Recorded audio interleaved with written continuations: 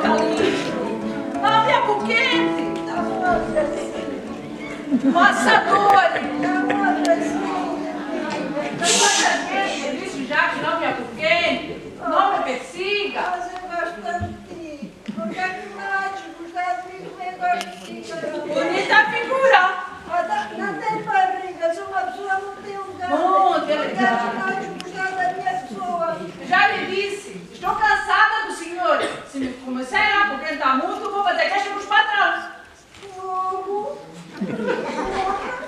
É para minha mãe. Eu dou a minha alma e o meu coração por ti. E tu agora dar-me essas respostas todas assim, chega para lá. E chega para lá mesmo.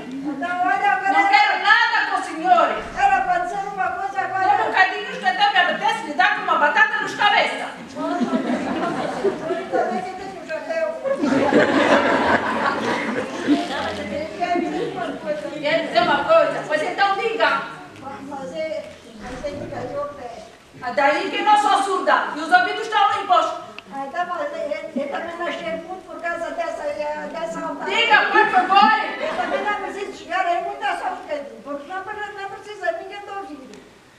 Diga, senhor. Desembuche. Escuta, eu mais o patrão, não digas nada. Vamos a Lisboa. Vai a Lisboa. Baixinho. Vai a Lisboa. Vou a Lisboa, mais o patrão. Pois então vá, fique por lá. Foi uma coisa que eu ouvi. Mas tu não digas Ouviu, já está